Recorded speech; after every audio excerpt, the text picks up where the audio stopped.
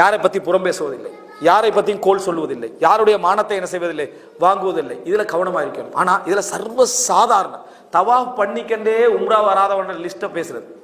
தவாஃப் பண்றது, அவன் உம்ரா செஞ்சாலும் இங்க உம்ரா வர்றது பிசினஸுக்கு தான், இந்த வந்தாலும் வரும், இந்த பக்கத்தால போனா வருவானதான் உம்ரா வர மாட்டான். இந்த உம்ரா யாருக்கு? இப்ப அவருக்கு. சரியா? ஹஜ்ஜில அரபா, மினா, முஸ்தலிஃபா மூணுலயும் யாருக்கு? வராத ஹாஜிகளுக்கு, ஊர்ல வராமைக்கிறாங்களே அந்த ஹாஜிகளுக்கு அந்த ஹஜ்ஜை ஃபுல்லா என்ன செய்யறது? கிஃப்ட் பண்றது. சுப ஜமாத்தை கலந்து கொள்றது. சுப ஜமாத் யாருக்கு? அவருக்கு. இது மிக மோசமான நிலை. இதான் ஹசனுல் பஸ்ரியுடைய ஒரு செய்தி வருது. அவர் கொண்டு போய் என்ன செய்யறாரு? ஒரு நண்பருக்கு ஒரு நல்ல பழங்கள் எல்லாம் தட்டெல்லாம் வச்சு கொடுத்து அனுப்பி விடுறாரு. இவரை பத்தி மோசமா பேசினா இவரை இதை அனுப்பி விடுறாரு. அவர் விளக்கம் சொல்றாரு, நேத்து நீங்க எங்களுக்காக நன்மையெல்லாம் செஞ்சீங்க, அதுக்கான கிஃப்ட் தான் இது. நேத்து எங்களுக்கு நிறைய நன்மை செஞ்சீங்க. நேத்து தஹஜ்ஜுத் தொழுது, வித்ர் தொழுது, குர்ஆன் ஓதி, யாருக்காக? எங்களுக்காக.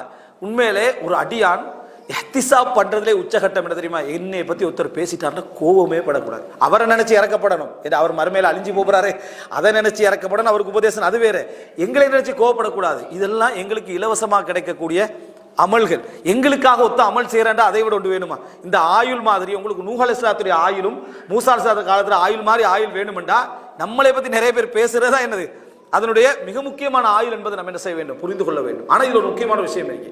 ஒருத்தர் மன்னிப்பு கேட்கிறார், நான் இப்படி பேசிட்டேன், அல்லது பேசுறது தெரியுது, இவர்களை மன்னிப்பது சிறந்ததா இல்ல இது அப்படியே சேவ் பண்ணுவது சிறந்ததான்னு கேட்டா, மறுமைக்கே சேவ் பண்ணுவது சிறந்தான்னு கேட்டா, பல அறிஞர் சொல்றாங்க மன்னிப்பது சிறந்தது. காரணம், அல்லாஹ் அந்த தரஜாவை அவன் டபுளாக என்ன செய்வான்? எங்களுக்கு தருவான். ஏன்னா அல்லாவே குர்ஆன்ல சொல்றான், அலா துஹிப்பூன அய்யக்ஃபிரல்லாஹு லக்கும், அல்லாஹ் உங்களை மன்னிப்பதை நீங்கள் விரும்பவில்லையா? அப்படின்னு நீங்க மன்னிச்சீங்கன்னா உங்களை நான் என்ன செஞ்சிருவேன்? மன்னித்து விடுவேன். நீங்க மன்னிச்சீங்கன்னா உங்களை நான் என்ன செய்வேன்? மன்னித்து விடுவேன். அதனால பல அறிஞர்கள் இருக்கிறாங்க, இன்றைக்கு என்னை பத்தி எவர் பேசினாலும் அவரை நான் ஃபிஹில், அவர் ஹலால்ல இருக்கிறார். ஆனா எதுல ஹலால்ல? ஏண்ட விஷயத்துல புறம் பேசியத்துக்குரிய பாவம் அல்லாட்டை, ஏண்ட ஹுக்கூக்ல அவர் என்ன ஹலால் அப்படி என்று சொல்ற செய்தியை பார்க்கிறோம்.